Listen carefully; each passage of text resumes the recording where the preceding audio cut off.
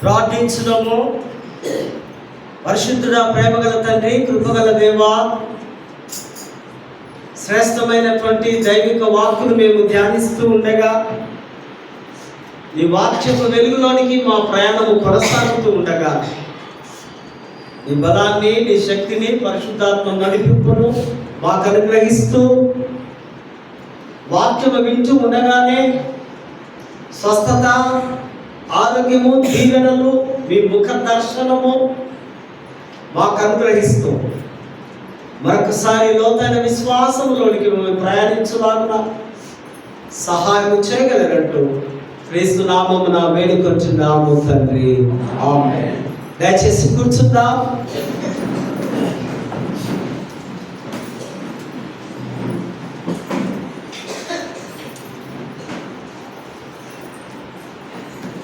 దేవుని పరిశుద్ధ నామానికి మహిమ కలుగును గాక. ఈ మహాశ్రేష్టమైన, ఈ దివ్యమైనటువంటి గొప్ప భాగ్యాన్ని అనుభవించినటువంటి అధ్యక్ష మండలపు పీఠాధిపతి గారైనటువంటి most reverend doctor professor Reuben Mark తండ్రి గారికి, అధ్యక్ష మండలపు vice chairman doctor B Winston అయ్య గారికి, town DCC chairmans, officers, clergy, సంఘము, సంఘ నాయకులు అందరికీ కూడా యేసుక్రీస్తు నామములో ఈ ఉదయకాల శుభములు, దైవ ఆశీస్సులు వారికి ప్రకటిస్తూ ఉంటున్నాం. CSI Wesley church Jagadirgutta pastor పక్షముగా మరి సంఘము, సంఘ నాయకులు, సంఘ పెద్దల పక్షంగా కూడా ఈ యొక్క సందేశాన్ని వీక్షిస్తున్నటువంటి మా కుటుంబ సభ్యులు, స్నేహితులు, బంధువులు అనేకులకు ఈ నిండు శుభములు, ఆశీర్వాదాలు తెలియపరుస్తున్నాం. క్రీస్తునందు ప్రియమైనటువంటి పరిశుద్ధ దేవుని మహాసంగమా, ఈ ప్రత్యేకమైనటువంటి ఈ పరిశుద్ధ దినమందు మనకు అధ్యక్ష మండలం మనకి ఇచ్చినటువంటి థీమ్, అంశం యూనిటీ సండే, ఐక్యత ఆదివారము, వైన్ అండ్ బ్రాంచెస్, ద్రాక్షావల్లి మరియు తీగలు. వాస్తవంగా వచ్చే వారము అంశము, నెక్స్ట్ వీక్ మనం హార్వెస్ట్ చేసుకుంటున్నాం కనుక ఈ వారాన్ని వచ్చే వారం ఈ వారమే నేను మీకు బోధిస్తూ ఉన్నా. యూనిటీ సండే, ఐక్యత ఆదివారం. ఐక్యము అనే మాట చాలా పెద్దది. Unity of strength, unity of love, unity of blessing. ఐకమత్యమే మహా బలం. ఐక్యమత్యములో ఆశీర్వాదం ఉంది, ఐక్యమత్యములో ప్రేమ ఉంది. ఐక్యమత్యాన్ని ఎక్కడి నుంచి మనం పొందుకోవాలి, ఎక్కడ కనుగొనాలి, ఎక్కడి నుంచి ఇది మొదలవుతుంది?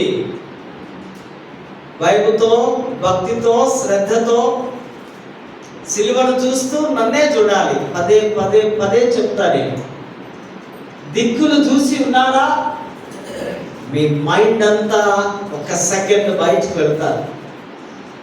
దేవాలయంలో ఒక్కసారి అడుగు పెడితే బెనడక్షన్ తీసుకున్నంత వరకు దేవుని స్వాధీనంలో మనం ఉండాలి. ఇంకా మార్పు రావాలి.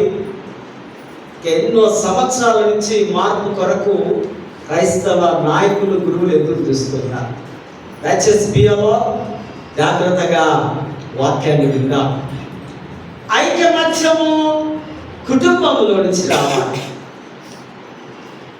ఈ ప్రేమ, ఈ ఐక్యత, ఈ బలము మన కుటుంబం, మన తల్లిదండ్రులు, మన అక్క చెల్లెళ్ళు, అన్నదమ్ముళ్ళు, మన కుటుంబ సభ్యుల్లో నుంచి మనము చిన్నప్పటి నుంచి నేర్చుకోవాలి.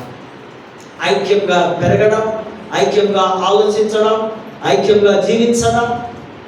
రెండవదిగా ఐకమత్యము సమాజంలో, సంఘంలో మనం చూడాలి. పెద్ద ప్రాబ్లం ఏంటంటే దినాల్లో సంఘంలో, సమాజంలో ఐకమత్యము కొదువుగా ఉంది, చాలా కొదువుగా కనిపిస్తూ ఉంది. ఐకమత్యము సంఘము, సమాజంలో ఉండాలి. మూడవదిగా ఐకమత్యము మన దేశంలో, మనం చుట్టూ నివసించే ప్రజల్లో, మన ప్రాంతంలో మనము కలిసి ఉండాలి. మన ఇల్లు, మన సమాజము, మన దేశము ప్రగతి సాధించాలంటే, అభివృద్ధి చెందాలంటే, ఉన్నతమైన స్థాయిలోకి రావాలంటే ఐక్యమత్యముగా మన యొక్క కల్చర్లో మనము పెరగాలి, ఎదగాలి. కనుకనే ఐక్యమత్యము మహాబలం అని మనకొక సామెత నానుడిని మనము చూస్తూ ఉంటున్నాం. మనకు బాగా తెలుసు కదండి. చిన్న ఇలిస్ట్రేషన్ చెప్తా. ఒక చిన్న బెల్లము ముక్క ఇందిరా ఒక వేసినామనుకో, వితిన్ 5-10 minutesలో ఏమొస్తాయి? చీమలన్నీ వచ్చి దానిని తోచుకుంటూ తీసుకొని వెళ్తాయి. ఆ చీమలకు కూడా టెలిఫోన్ ఉంది మనలాగానే. మనకంటే ఈ మధ్య 20 ఏళ్ల కింద వచ్చిందేమో. చీమలు ఐక్యముగా వారి భాషలో వెంబడే ఒక 10 minutesలో అన్ని వచ్చి దాన్ని తీసుకొని పోతాయి. అది ఒక ప్రత్యేకమైన దేవుడు వారికి ఇచ్చినటువంటి గొప్ప ఐక్యమత్యం. అనైక్యతకు మరొక సాదృశ్యాన్ని మనం చూద్దాం. మీకు పీతలు తెలుసా? పీతలని మీరు ఒక గంపలో వేయండి, ఒక 10 పీతలు గంపలో వేస్తే ఒకటి ఎక్కి పైకి వస్తుంది అనుకోండి, మిగతాలన్నీ కిందికి లాగేస్తాయి. ఎక్కడికి పోతున్నావు? మమ్మల్ని విడిచిపెట్టి. అనైక్యతకు సూచనగా ఉంది. అనైక్యత రావడానికి గల కారణం, అనైక్యతలో మనము ఎందుకు జీవిస్తున్నామంటే నెంబర్ 1 ఈగోయిజం, నెంబర్ 2 సెల్ఫిష్నెస్. మనకున్నటువంటి ఆ స్వార్థము, మనకున్నటువంటి అహంకారము, మనకున్నటువంటి ఆ మొండి పట్టుదల, లేదా మనకున్నటువంటి ఆ కోపము, మనకున్నటువంటి ఆ ద్వేషము. సెల్ఫిష్, నేనే చేయాలి, మేమే ఉండాలి, మా ద్వారా నేనే. ఈ యొక్క అనైక్యత ఎప్పుడైతే మనలోనికి వస్తుందో ఇది ఐక్యంగా ఉన్న వారిని కూడా చెడగొడుతుంది. ఒక గుంపులో, ఒక సొసైటీలో, ఒక సమాజంలో 90% అందరూ కలిసి ఉంటే ఒక 10% అనైక్యతకు చెందిన గ్రూప్ ఉందనుకోండి, ఇక వారిని రకరకాలుగా చెబుతూ, వారి మనసును డిస్టర్బ్ చేస్తూ, మంచి వారిని కూడా చెడుగా మార్చేదే అనైక్యత. చూస్తున్నాం, సంఘాలలో చూస్తున్నాం, సమాజంలో చూస్తున్నాం, కుటుంబాల్లో చూస్తున్నాం. కుటుంబాల్లో కూడా ఒకరంటే ఒకరికి ఓర్వకుండా ఉన్నారు. ఇక్కడ అక్క బాగా పరిస్థితిలో ఉంటే చెల్లికి ఏమనిపిస్తుంది? అమ్మో, నా పిల్లలు, నేను ఇలా ఉన్నా, మా నాన్న బాగా చదివించు. అనైక్యత గురి కావడం. కుటుంబంలో నుంచే ఈ యొక్క ఐక్యత అనేది వస్తే, కుటుంబంలోనే తల్లిదండ్రుల ఐక్యత నేర్చుకుంటే ఈ ఐక్యత, ఈ స్వార్థ పరులుగా మనము ఉండలేదు. సో రెండవదిగా యేసు ప్రభు తన శిష్యులు ఐక్యంగా ఉన్నారు. వారు ఐక్యంగా ఉండడానికి యేసు ప్రభు 15వ అధ్యాయ యోహాను సువార్తలో ఆయనే ప్రార్థన చేస్తారు. వారు ఏకమై ఉండులాగున తండ్రితో ప్రార్థన చేస్తారు. శిష్యులు మేము ఐక్యత కలిసి ఉండాలని, ఈ ఐక్యత గురించి మనము ఈ ఉదయకాల సమయంలో ధ్యానం చేస్తూ ఉంటున్నాం. ఐక్యత దేశపరంగా, ఐక్యత జాతి పరంగా, ఈ ఐక్యత సమాజపరంగా వర్ధిల్లుతూ ఉండాలి. ఇది వర్ధిల్లుతూ ఉంటే కొన్నిసార్లు మత సిద్ధాంతాల్లో కూడా ఐక్యత చెదరిపోతుంది. ఒకే మతంలో ఉండి కూడా అనేక రకమైనటువంటి భావాలు, ఆలోచనలు కలిగి ఆ మతాన్ని, ఆ సిద్ధాంతాన్ని బ్రేక్ చేసే వీరులు యోధులు కూడా కొంతమందిని మనము సొసైటీలో, సమాజంలో మనము గమనిస్తూ ఉంటున్నాం. సామాజిక అభివృద్ధి, సామాజిక ఆశీర్వాదాలు పొందడానికి ఐక్యము ఎంతగానో అవసరతగా మనకు కనిపిస్తుంది. సమాజం వర్ధిల్లాలంటే, సమాజంలో ఐక్యతగా ప్రగతికి ఆ మూలముగా ఈ యొక్క కీలకమైనది ఐక్యము అని మనకు బైబిల్ లేఖనాలు బోధిస్తున్నాయి. ఏ వ్యవస్థలో అయినా ఏదైనా ఘనత సాధించాలంటే ఆ వ్యవస్థలో ఉన్నటువంటి సభ్యులందరూ కూడా ఐక్యతగా ఏక మనస్సు కలిగి ఉంటేనే వారి వ్యవస్థ ముందుకు కొనసాగి మంచి స్టాండ్లో ఉంటుందని మనము అర్థం చేసుకోవాల్సిన అవసరత ఉంది. కనుకనే మనకు ఇండిపెండెన్స్ వచ్చింది కదా. ఎట్లా వచ్చింది? అనైక్యంగా ఉంటే వచ్చిందా? ఐక్యముగా ఉంటే ఆ లీడర్స్, ఆ నాయకులు వారి ప్రాణాన్ని ముందు పెట్టి అందరిని ప్రోగ్ చేసి ఐక్యపరిచినప్పుడే మనము విదేశీయుల ఆ బానిసత్వంలో నుంచి మనము సొంతంగా ఒక లిబర్టీ, ఒక ఫ్రీడమ్ని మనము పొందుకున్నాం. దానికి ఏకైక మూలం, ఏకైక కారణం అదే ఐక్యత అని ఈ సందర్భంలో మీకు నేను మనవి చేస్తుంటాను. అనైక్యతకు మరొక పర్యాయం చెప్తాను: స్వార్థం, అహంకారం, ఇగ్నోరెన్స్ అండ్ సెల్ఫిష్నెస్. స్వీయ ఈ దేశము, అహంకారము, ఇవన్నీ మనిషి లోపల మనకు ఉంటే ఈ యొక్క అనైక్యతలో మనం ఉంటామని ఆ దేవుడి వాక్యం కూడా మనకు సెలవిస్తూ ఉంటుంది. ఇజ్రాయెల్ ప్రజలు వారు 12 గోత్రాలు, 12 ట్రైబ్స్, వారందరూ కూడా చాలా ఆ చెర నుంచి విడుదల తర్వాత చాలా ఐక్యంగా ఉన్నారు. దావీదు మహారాజుగా ఉన్నాడు. మొదటిగా ప్రజల చేత ఎన్నుకోబడ్డ రాజు సౌలు. దావీదు రాజు ఏమో దేవుడు ఎన్నుకున్న రాజుగా ఉన్నాడు. ఈయన అంతవరకు బాగుంది. వారు కనానికి వెళ్ళి ఆ 12 గోత్రాల వారి ఇష్టం వచ్చినట్టుగా యెహోషువ ఆ భూములన్నీ పంచి ఇచ్చినాడు. భూదానము ఆదినామం జరిగింది. ఆ 12 ట్రైబ్స్ చాలా యెహోవా దేవుని భయభక్తులు కలిగి ఉన్నారు. కానీ హిస్టారికల్ ప్రాస్పెక్టివ్స్ లో మనం గమనిస్తే, చరిత్రపరముగా చూస్తే అక్కడి నుంచి, వారి ఇంటిలో నుంచి, వారి కుటుంబంలో నుంచి, వారి గోత్రంలో నుంచి ఒక విభజనలు జరుగుతూ ఉన్నాయి. వారికి ఒక సెన్సస్ జరుగుతూ ఉంది. జనాభా లెక్కలు మనకు 10 years కోసారా? ఎవరు ఉన్నారు పొలిటికల్ లీడర్స్? 5 years ఉందా? 10 years. 10 years వాళ్ళు చెప్పకండి. దేవానందం సారు 10 సంవత్సరాల కోసం నాకు అదే గుర్తుంది. 10 years ఒకసారి మళ్ళీ మీరు చదవండి న్యూస్ పేపర్లో, లేకపోతే మీకు తెలిసిన జ్ఞానవంతులు మీకు ఎవరు చెప్తారు. 10 సంవత్సరాలకు ఒకసారి సెన్సస్ జనాభా లెక్కలు జరుగుతున్నట్టుగా గాదు నుంచి బేర్షెబ వరకు ఆ చుట్టుపక్కల ఉన్న ఆ యొక్క ఇజ్రాయెల్ గోత్రం, యూదా గోత్రం వారందరి కౌంటింగ్ చేయడం, ఆ యొక్క జనాభా లెక్కలు రాయాలని దావీదు రాసేటప్పుడు ఒక ఆర్డర్ జారీ చేస్తున్నారు. అంతకుముందు వారందరూ కలిసి ఉన్నారు. ఆర్డర్ జారీ చేసే ఆ విధానాన్ని అది ఇక్కడ మనము గమనించినట్లయితే 12 ట్రైబ్స్, అంతకుముందుగా వారంతా ఒకే దేశం, ఒకే జాతి, ఒకే రాజు, ఒకే పరిపాలన, ఒకే నాయకత్వంలో ఉన్న వీరు ఎప్పుడైతే ఈ జనాభా లెక్కలు వారి కుటుంబంలోకి వచ్చిన్నాయో అప్పుడు వారు చెదరిపోయినట్టుగా మనం చూస్తాం. ఈ సత్యాలన్నీ తర్వాత చదవండి. సమూయేలు 2వ సమూయేలు గ్రంథం 2వ అధ్యాయము 24 చాప్టర్ అంతా కూడా ఆ యొక్క విభజన గురించి దేవుడు చెప్తాడు. ఎవరికి? దావీదుకు. వెళ్ళి వారి ఆ జనాభా లెక్క ఎవరెవరు ఏ పొజిషన్ ఉన్నారో 12 గోత్రాలు ఉన్నారు కదా, గాదు, రూబేను, నఫ్తాలి, వీళ్ళందరూ వారి యొక్క ఆ 12 గోత్రాలన్నీ ఆ పేరు కూడా మర్చిపోయారు.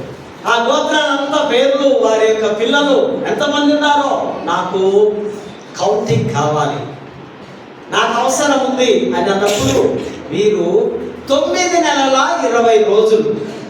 అక్కడ 8వ వచనంలో మనం చూస్తాం. 9 నెలల 20 రోజులు మొత్తం ఆ చుట్టుపక్కల ప్రాంతము చుట్టుముట్టు ఉన్నారు, వారంతా చదిరిపోయి ఆ ప్రాంతంలో ఉన్నప్పుడు అక్కడ వారొక నివేదికను తీసుకొని వస్తున్నారు. కొన్ని లక్షల మంది ప్రజలను తీసుకొని వచ్చినప్పుడు అప్పుడు దావీదు ఆ హృదయంలో వారిని నొచ్చుకొని అప్పుడు అక్కడ అది 2 పార్ట్స్గా వారి పరిపాలన వరకు బాగుంది. తర్వాత వారి కుమారుడు సొలొమోను వస్తున్నాడు. సొలొమోను కుమారుడు ఎవరు? రెహబాము కాలంలో క్రీస్తు పూర్వం గురించి మనం మాట్లాడుకుంటున్నాం. బైబిల్ 2 భాగాలు కదా, ఒకటేమో మొదటిది, రెండోది యేసు ప్రభు చరిత్ర. ముందు బేసిక్గా వాట్ ఈజ్ బైబిల్ అన్నది మనకు మైండ్లో రావాలి. యోహాను సువార్త అంటే ఫస్ట్ పేజీలోనే మీరు ఫస్ట్ వర్షంలో చూసినారు అనుకోండి, అది చాలా కష్టం అవుతుంది. అంటే మీరు ఎప్పుడు బైబిల్ ముట్టలేదు అని అంటాం. సో కనుక రెహబాము కాలంలో ఆ 2 దేశాలు ఏమైపోయాయి? విడిపోయాయి. 10 గోత్రాలు ఉత్తర రాజ్యమంటూ, 2 గోత్రాలు దక్షిణ రాజ్యమంటూ, సౌదరన్ నార్థన్ అనుకుంటూ ఈ యొక్క 2 దేశాలు పాడైపోయి చీలిపోయినట్టుగా, అనైక్యతకు గురి అయినట్టుగా మనం ఇక్కడ చూస్తున్నాం. చెదరిపోయి ఉన్నారు. చెదరిపోయినప్పుడు, ఐక్యమత్యం లేనప్పుడు ఇరుగు పొరుగు దేశాలు ఏం చేస్తారు?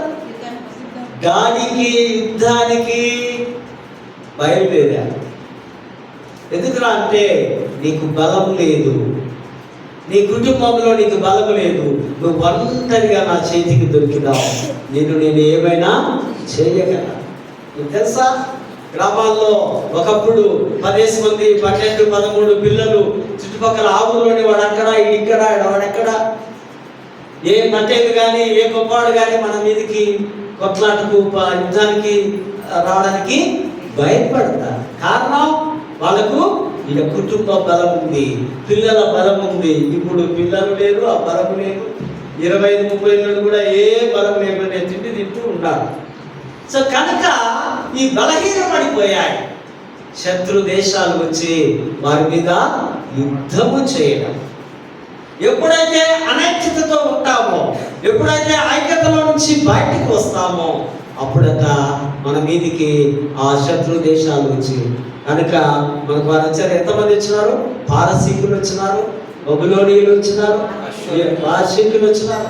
వీరందరూ వచ్చి వీరిని ఓడించి చెరకు తీసుకుని వెళ్ళే విధానాన్ని, ఆ హిస్టరీని మనము చూస్తున్నాం. పొరుగులో ఉన్న శత్రు దేశాలు వారి మీదకి వస్తూ ఉన్నాయి. విభజన అనే విత్తనం నాటబడి ఉంది. దావీదు కాలంలోనే ద సీడ్ ఆఫ్ సోప్, ఆ విత్తనం నాటబడి ఉంది. అది మొలచి మొక్క అయిపోయి పెద్దగైపోయి తర్వాత అది నాశనం అయిపోయినట్టుగా మనము లేఖన భాగాల్లో మనము చూస్తూ ఉంటున్నాం. ఈ యొక్క ప్రత్యేకమైన ఇదొక పొలిటికల్ హిస్టరీ, ఈ రాజకీయమైనటువంటి చరిత్ర ఇక్కడ మనము చూస్తూ ఉంటున్నాం. చదవబడిన లేఖన భాగాల్లో ఇప్పటిదాకా కొంచెం మనం హిస్టరీ విన్నాం.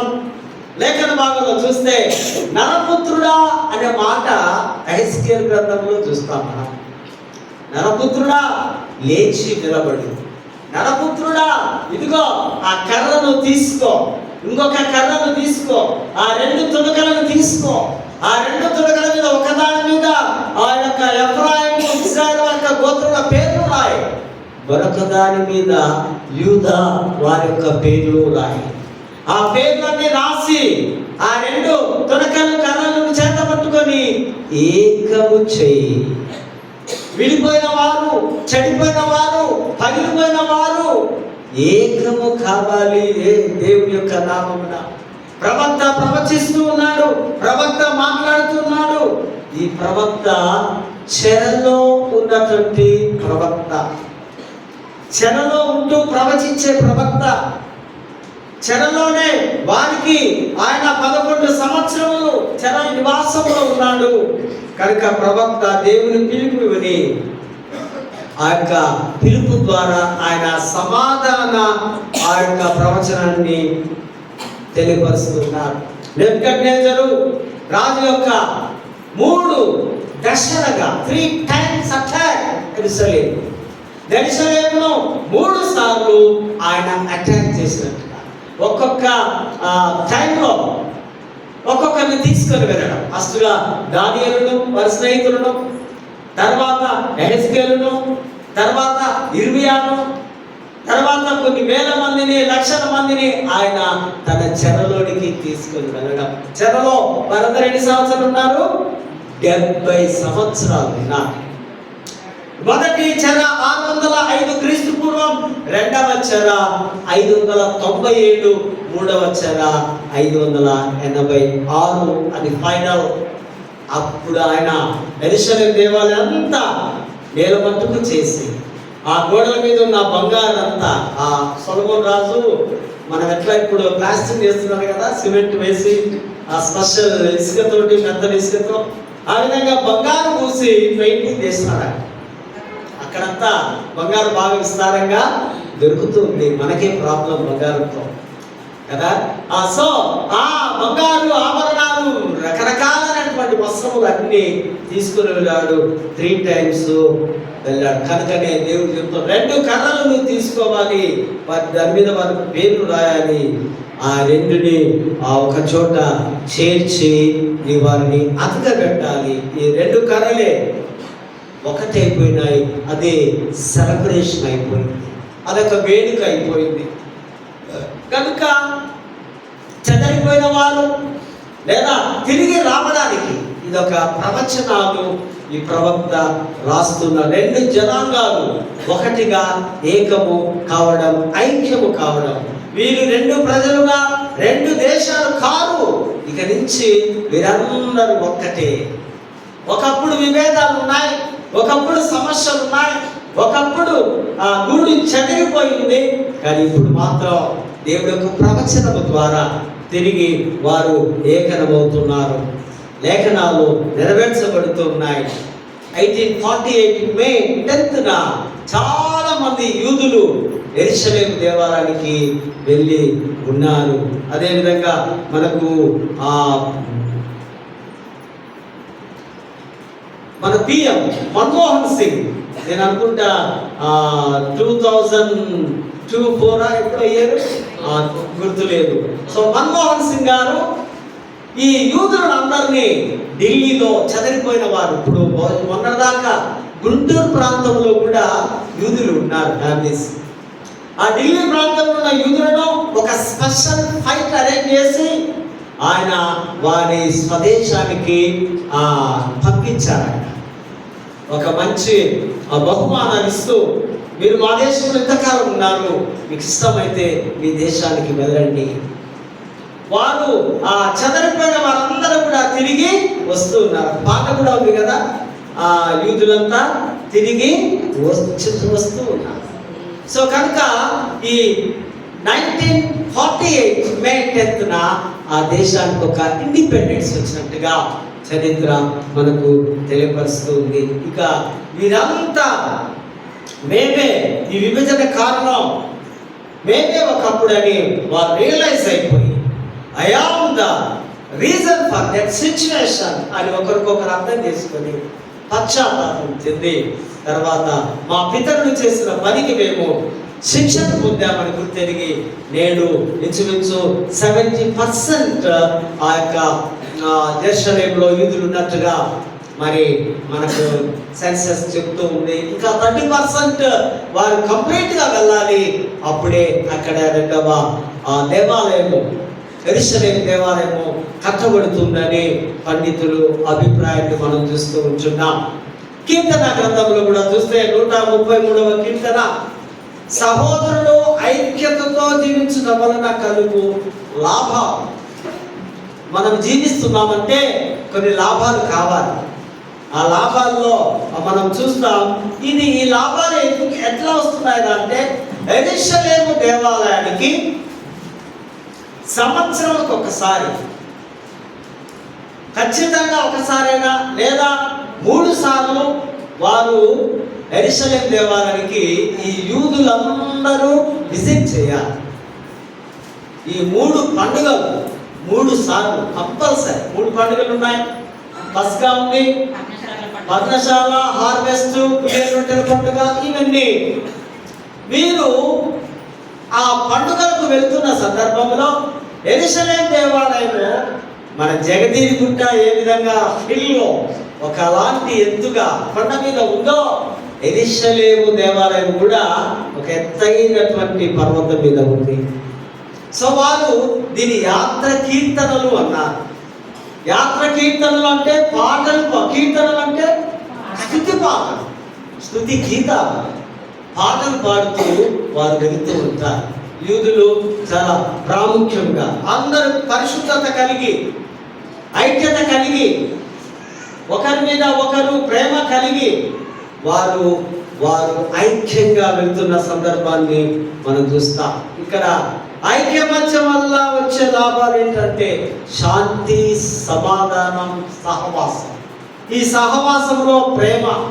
నేటి సంఘాలలో, నేటి సమాజంలో పాపము విస్తరించుట వలన మరి మనము అనైక్యతకు గురవుతున్నాం. కంఫర్టబుల్ జోన్లోనికి మనం వెళ్ళిపోతున్నాం. సో కనుక దానికి మూలం పాపమే. ఈ పాపాన్ని విడిచినట్లయితే మనము ఐక్యంగా జీవించిన వారం అవుతాం. రెండవదిగా పరిమళ తైలం. యాజకుడు, ప్రధాన యాజకుడు అహరోను మోషే యొక్క అన్న, మోషే యొక్క అక్క మిరియాము. ఆ ముగ్గురు, ఆ ఫ్యామిలీ అంతా దేవుడి కొరకే కదండి. మన ఫ్యామిలీ ఎవరైనా ఉన్నారు అట్లా? మా పిల్లలు 4 దేవుడి కొరకు ఇచ్చినామండి, సేవలో ఉన్నానండి అన్న మహానుభావులు ఎవరైనా ఉన్నారా సంఘంలో? నేనే లేను, మీరేముంటారు కదా. ముగ్గురిని దేవుడి చేతిలో పెట్టింది వారి తల్లిదండ్రులు. ఎంత హ్యాపీ.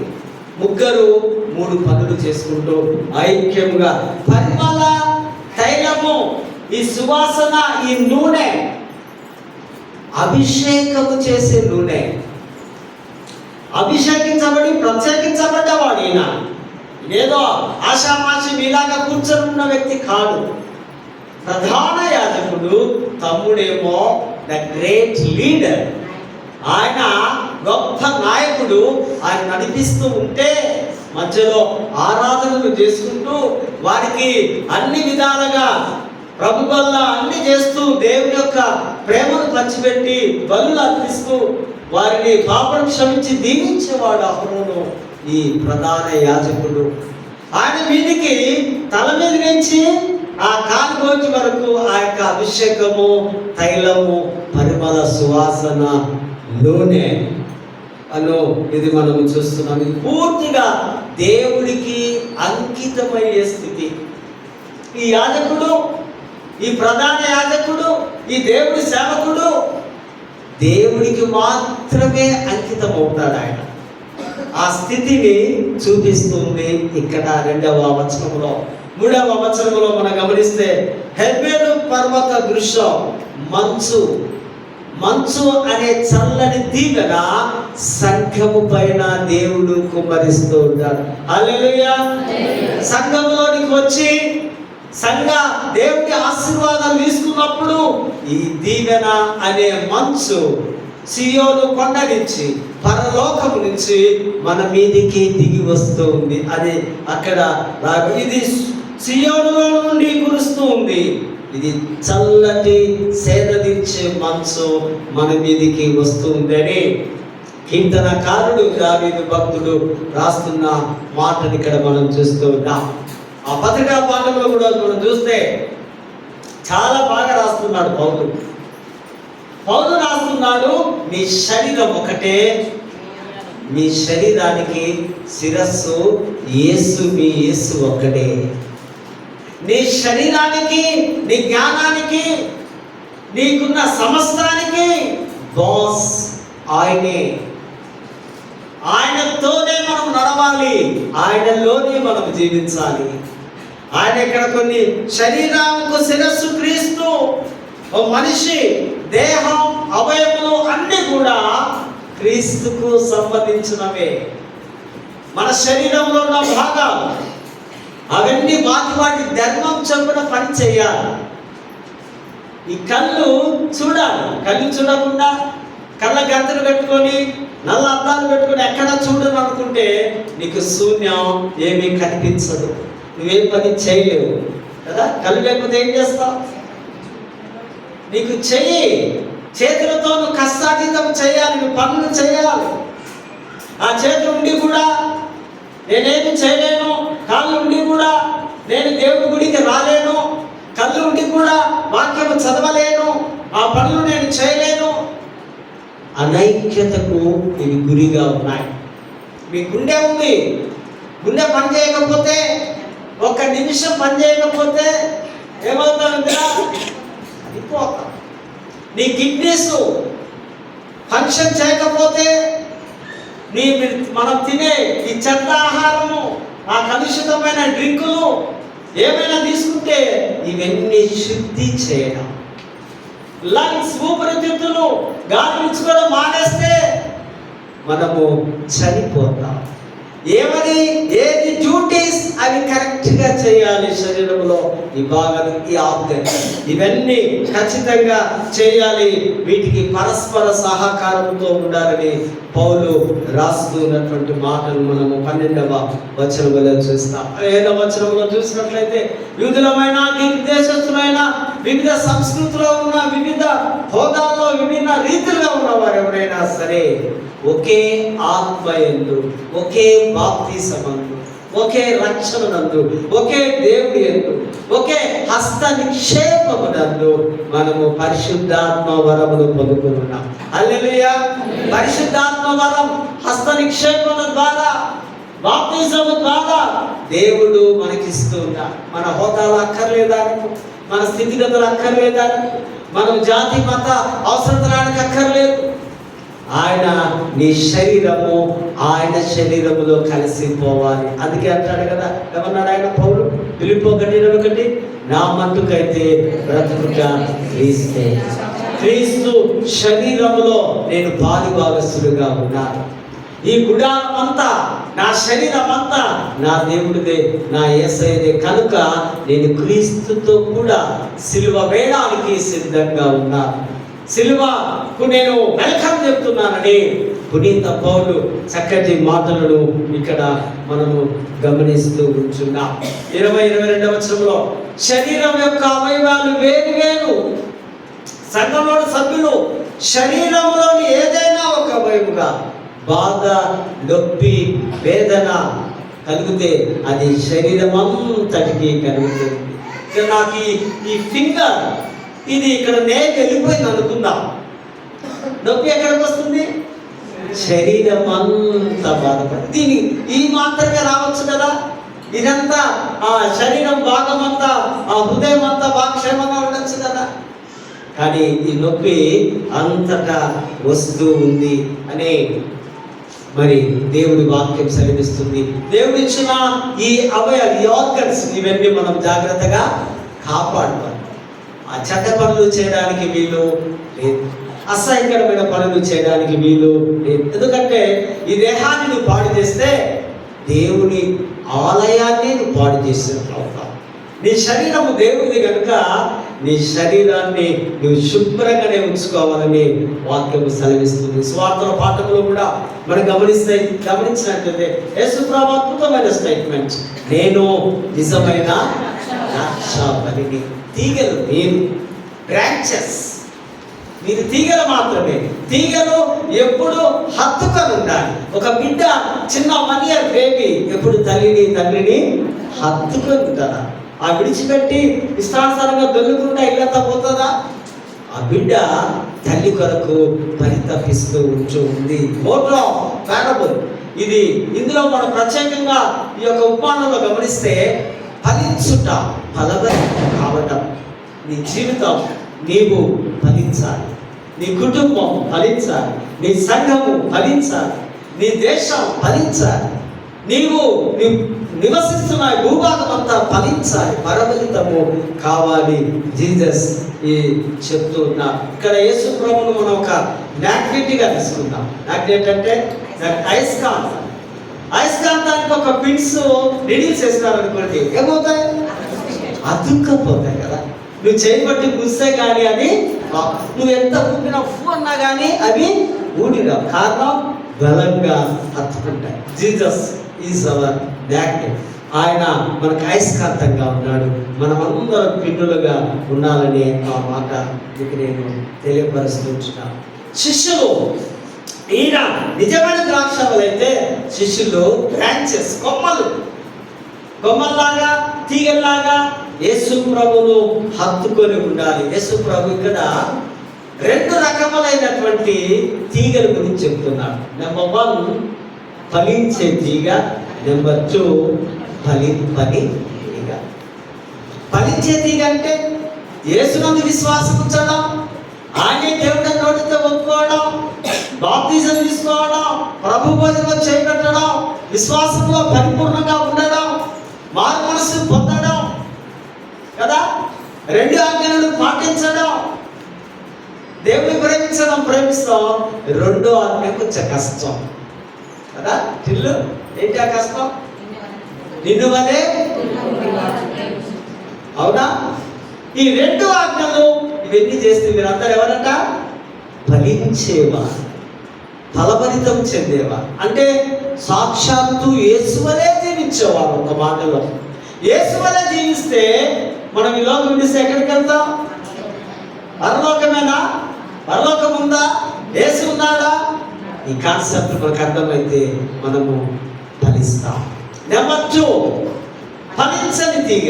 ఫలించని తీగ అంటే చెడ్డవాడు, కల్మషం కలిగిన వాడు, దుర్మార్గుడు, ఏదేదో కుటుంబాన్ని, సంఘాన్ని, దేశాన్ని నాశనం చేసేవాడు, మారు మనసు లేనివాడు కదా, ఎప్పుడు కొండెములు చాడీలు చెప్పేవాడు, ఎప్పుడు చెడును కోరుకునేవాడు, ఎప్పుడు చెడ్డ పనులు చేసేవాడు, ఇంకెన్నెన్నో ఉన్నాయి. అవన్నీ మనకు తెలుసు. వీరినట యేసు ఏం చేస్తారంట? అగ్నిలో దగ్గ అగ్ని గుండములో నువ్వు మాడి మసైపోవడం. మరి నీ కుటుంబ సభ్యులు అక్కడ చూస్తే ఎంత బాధపడతారో కదండి. మిమ్మల్ని నాకు వేరుగా ఉన్న తీగలను నేనేం చేస్తానగా తీసి అవతల పారవేస్తాను. క్రీస్తుపై పరిపూర్ణ విశ్వాసం, ప్రేమ, నమ్మకం కలిగి ఉండాలి. వారే ఫలిస్తారు. నాయందు మీరు నిలిచి ఉండండి. నేనే బ్రిడ్జ్, నేనే హెలికాప్టర్, నేనే ఏరోప్లేన్, నేనే స్టీమర్, నేనే సేఫ్ గార్డ్, అన్నీ నేనే. నాయందే మీరు నిలిచి ఉండాలి. మీరు నిలబడే ఈ భూమి నాది. మీరు ప్రయాణించే ప్రతి పరికరాలు, వాహనాలు అన్నీ నావే. కానీ మీరు నా యందు నిలిచి ఉండి, మీ యందు నేను నిలిచి ఉంటాను. మీరు పాప క్షమాపణ పొంది నిత్య జీవాన్ని మీకు నేను అనుగ్రహిస్తాను. నిలబడం, నివాసం, గ్రీకులో మెనో, దేవుని కుటుంబంలో, దేవుని నివాసంలో. ఆ మెనోలు మనకి ఎన్నో ఉన్నాయి పరలోకంలో. మనకున్న మెనో నివాసం ఏంటి? 100 గజాలు, మా అంటే 150 గజాలు. రత్నం సార్ ఎన్ని గజాలు ఉన్నాయి? 200 గజాలు. ఇదంతా కంజెస్టెడ్గా కట్టుకుంటాం కదా. కానీ అక్కడట ఆ మెనో ఎన్నున్నాయి? కొన్ని ఎకరాలు అనుకున్నాయి. ఎంత అనుకున్నాము? నివాసం ఉంది అక్కడ. ప్లేస్ కొరకు డోంట్ వరీ. నాకు ఆ స్థలం ఉందో లేదో, నాకు జాగా ఉందో లేదో, నేను ఎక్కడ నిల్చోవాలో అనుకోవడానికి లేదు. అందుకే అంటాడు యేసు ప్రభు, నా తండ్రి ఇంట అనేకమైన నివాసములు. సో మెనీ మెనోస్, ఎన్నెన్నో మెనోస్ ఉన్నాయి. అందులో మనము వెళ్ళాలి. సాధు సుందర్ సింగ్ గారు ఒక అద్భుతమైన మాట, ఒక ఇలిస్ట్రేషన్ వారు ఇప్పుడు వాడతారు. ఒక రోగి ఒక డాక్టర్ దగ్గరికి వెళ్ళి, డాక్టర్ గారు నాకు బాగా నొప్పి ఉంది, కాలు కన్నాక విరిగింది, నా నొప్పిని ఇమ్మీడియట్గా మీరు తొలగించాలి, నొప్పిని మారద్రోయాలి, భరించలేకపోతున్నానని చాలా బాధగా చెప్తూ ఉంటున్నాడు. ఎందుకు వచ్చింది నొప్పి? దీని యొక్క కారణం ఏంటి అంటే వాడి కాలు విరిగింది. కాలు విరిగినప్పుడు నొప్పి నివారణ కావాలంటే ఏం చేయాలి? మనం సర్జరీ చేయాలి, ఆపరేషన్ చేయాలి. ఆ జాయింట్లో దానికి సంబంధించినటువంటిది ఆ డాక్టర్స్ జ్ఞానంతో ఆపరేషన్ చేస్తేనే కొంతకాలానికి ఆ నొప్పి పోతుంది. ఆ నొప్పి బాధ పోవాలంటే అది ఆపరేషన్ కావాలి. పాపమనే నొప్పి, పాపమనే వ్యసనం, ఈ దుర్మార్గత పోవాలంటే నీవు పాప క్షమాపణ అనేది నువ్వు ప్రభు దగ్గర పొందుకోవాలి. కనుకనే దేవుడు సూటిగా మనతో మాట్లాడుతున్నాడు. దేవుడితో మనకున్న సంబంధం విరిగిపోయాయి, చెడిపోయాయి, నలిగిపోయాయి. దేవుడికి మనకు ఒక గొప్ప అగాధము ఏర్పడింది. దేవుడితో మనం కలుసుకున్నప్పుడే తిరిగి ఆ కాలు ఏ విధంగా ఆపరేషన్ కట్టబడి నొప్పి నివారణ అయిపోయిందో మనం కూడా పరిశుద్ధుల అవుతామని దేవుడి వాక్యం సెలవిస్తుంది. నాకు వేరుగా ఉండి మీరేమి చేయరు, నథింగ్. మీతోటేం కాదు. వీరుడువా, శూరుడువా, ధనముందా, బలగముందా, ఎన్ని ఉన్నాయి? అన్నీ ఉన్నా నువ్వేమి చేయలేవు. ఏదైనా చేయాలంటే నా దగ్గరికి నాతో నువ్వు కాంప్రమైజ్ కావాలి. నేను ఇస్తున్న రక్షణ నువ్వు పొందుకోవాలి. నేనే దేవుడు నా నీవు సాగిలపడాలి. అప్పుడే నీకు ఏది ఇష్టమో అంత మంచి మాట. ఏది నీకు ఇష్టం, ఏం కావాలి స్వీట్ నీకు ఇష్టం, అప్పుడట నువ్వు అడిగితే ఏం చేస్తాడు దేవుడు? ఇస్తాడు.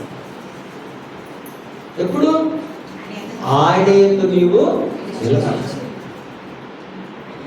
ఆయన యందు నిలబడక పిచ్చి పిచ్చిగా ఉంటే పిచ్చి పిచ్చిగా అయిపోతాం.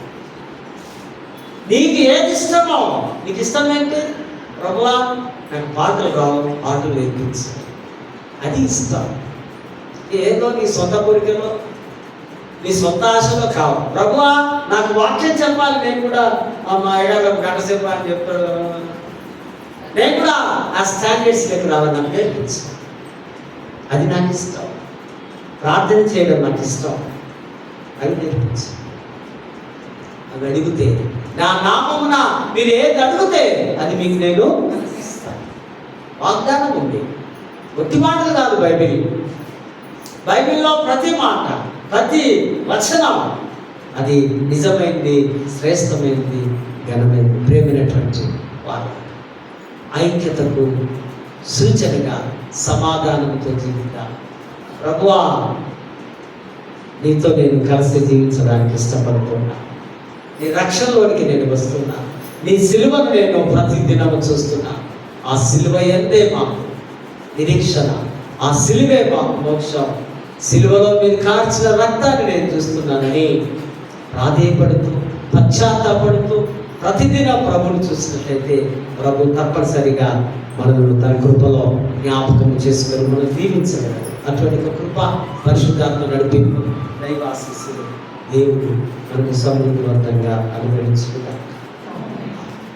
ప్రేమగల తండ్రి, కృపగల దేవాన్ని పొందిన కొన్ని నిమిషాలు దేవుని శ్రేష్టమైనటువంటి అమూల్యమైనటువంటి మాటలు విన్నాము. ఈ మాటలన్నీ మా హృదయంలో భద్రపరచుకున్నారు. సహాయం చేయండి. విన్న ప్రతి దైవిక సమూహమైనటువంటి విశ్వాస జనాంగం అంతటిని దీవించగలరు. క్రీస్తు నామమున వేడుకొంచున్నాము.